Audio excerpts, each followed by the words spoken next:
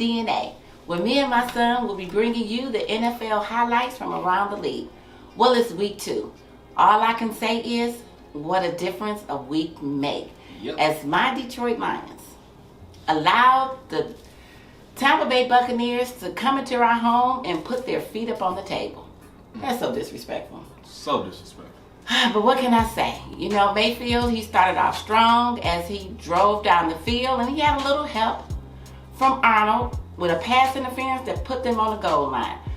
Now, Arnold, you're starting to live up to your number. I mean, dude, you're coming up empty. I need you to stop. You had, I think he had 3 pass interference last week.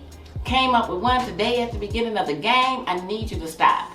I mean, it would have been a touchdown, but thanks to Hutch, thank you, Hutchinson, they was able to hold them to a field goal over a touchdown. But it really didn't matter because they did end up beating our Lions 20-16. So next week we go into Arizona where the Cardinals is hot. They 2-0. So we got to do what we got to do, Lions. Let's put it together. It's only game 3. I know you got it. We're 1-1.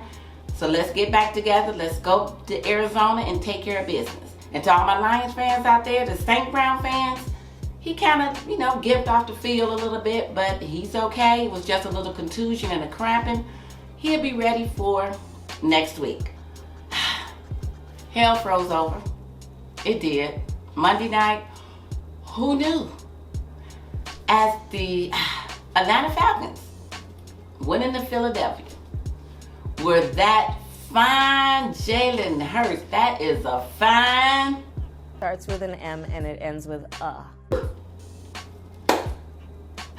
Lost to the Atlanta Falcons, but I'm gonna let you have it. This is your time. This is your glory. Take it away. I mean, what can I say? First and foremost, Mom, I would like to say I was actually hoping the Lions would win and beat a division rival, but obviously that wasn't gonna happen. Now we got to take matters into our own hands and beat the Buccaneers, hopefully. But I'm gonna talk about my birds. I mean, look, my Falcons, my dirty birds. You already know the red and black. We walked up into Philly, the city of brotherly love, and left with a W. When a lot of people thought that this Falcons team, after losing to the Steelers last week, 18-10, he thought so too. I did, but I can do that because I'm a fan. I can have doubt. I mean, I've been a Falcons fan my whole life. I know what it's like.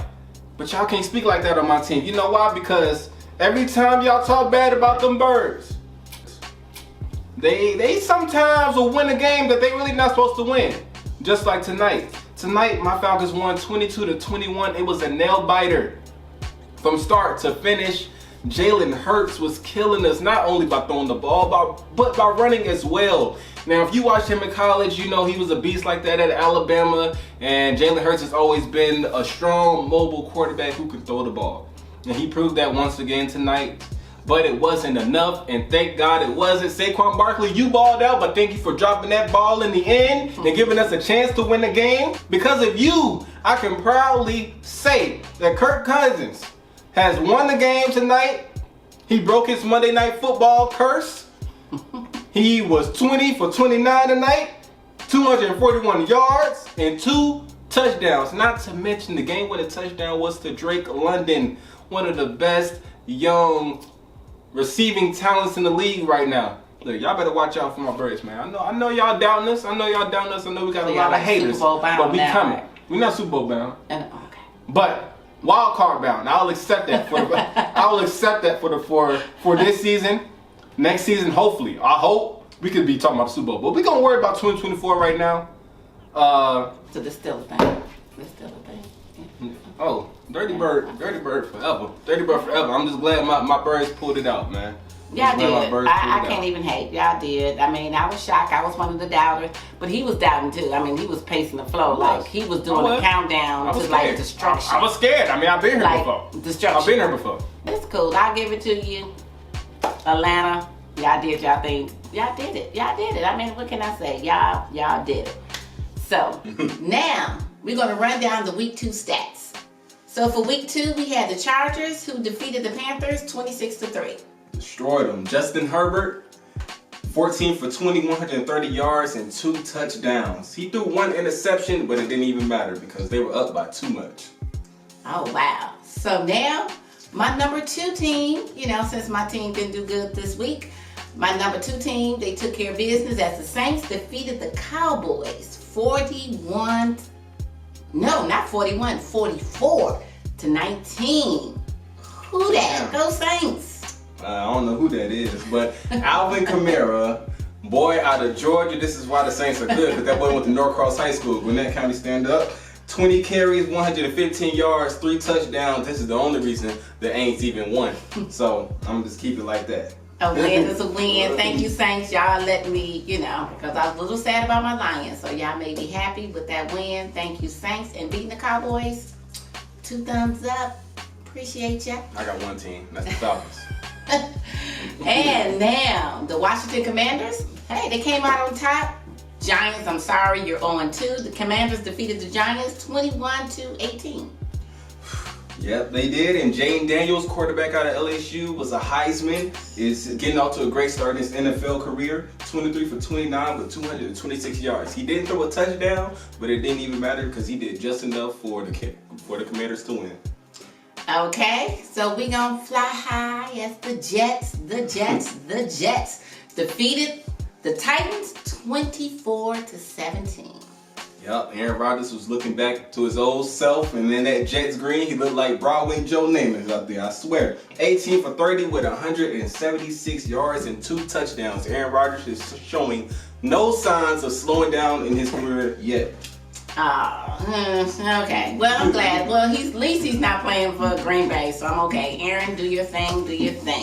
Now, these Vikings, okay, they're sitting atop the NFC North. Shockingly. 2-0, but Shocking. we all know that's short-lived. Shocking. But, they did defeat the doggone 49ers.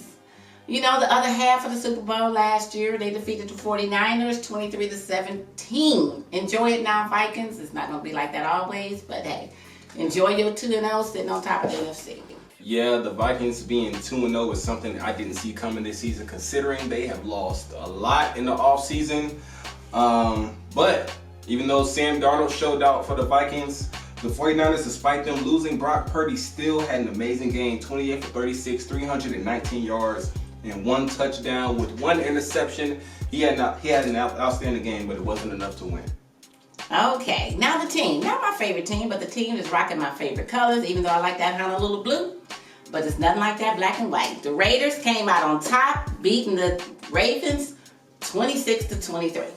Yep, and Gardner Minshew, 30 for 38, 276 yards, and 1 touchdown. He looked really comfortable out there. The Ravens are down to 0-2. Who saw this one coming?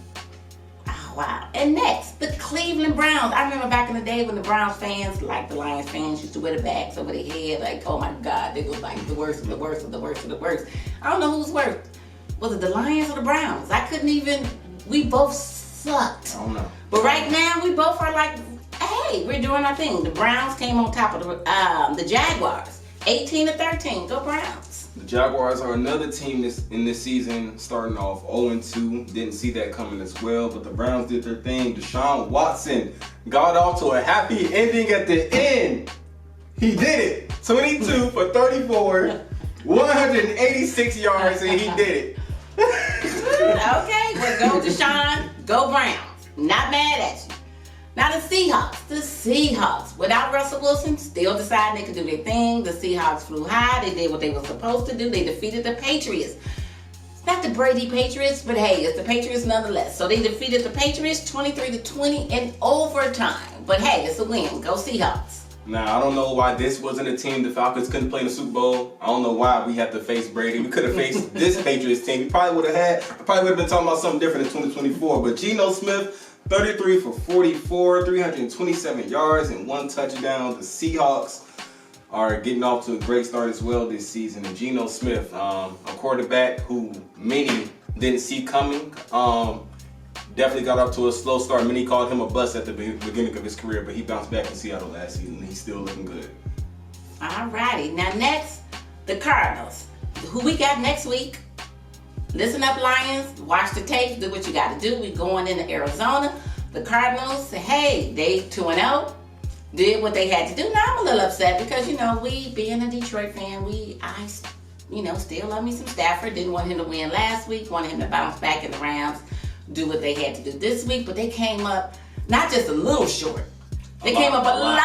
A lot of short. I don't know if that's a thing, but they came up a lot of short. If it is a thing, hey, that's the Come on, Rams, Stafford. the Come on, Rams game is Stafford. definitely an example of a lot of short because Yeah. they needed a whole lot of points and they couldn't get it. They couldn't Kyler get it. Murray, 17 for 21, 266 yards and 3 touchdowns. 2 of those touchdowns being to Marvin Harrison Jr., whose father, Marvin Harrison Sr., played for the Colts in the NFL. And he's definitely looking like the best wide receiver in the league as a rookie so far.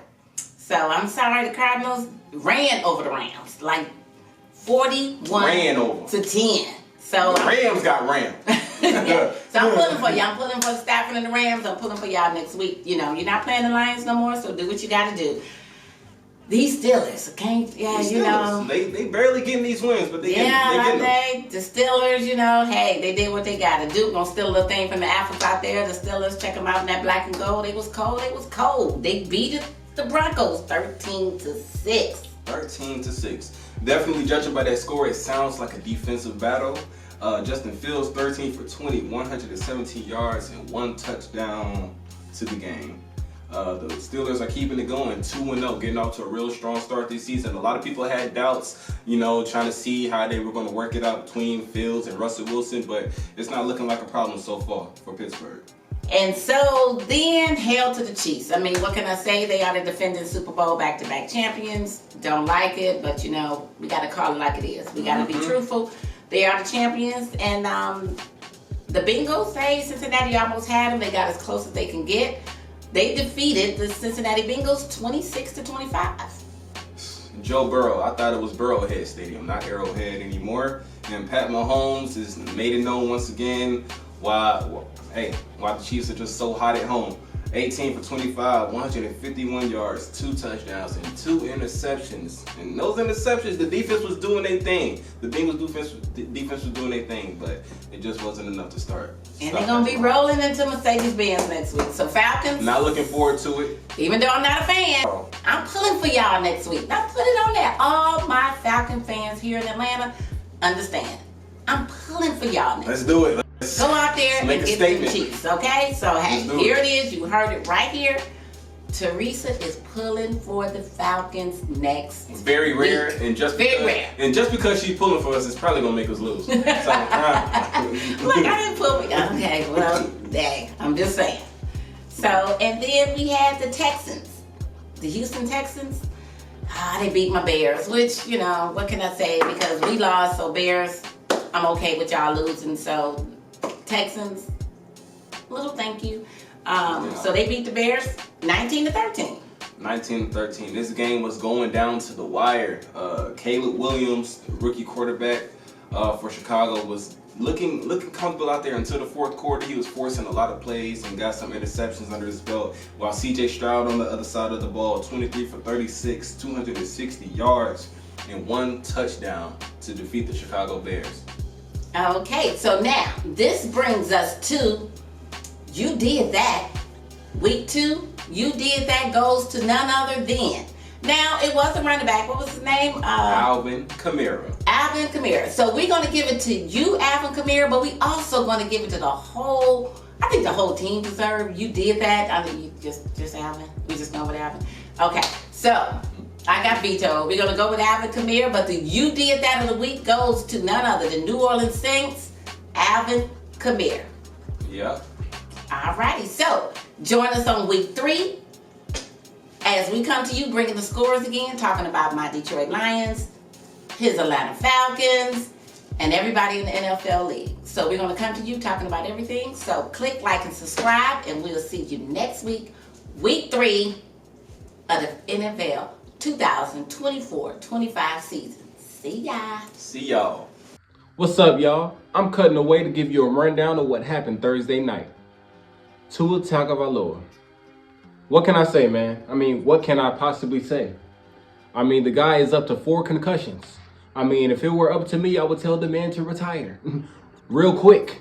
I mean, football is a temporary thing.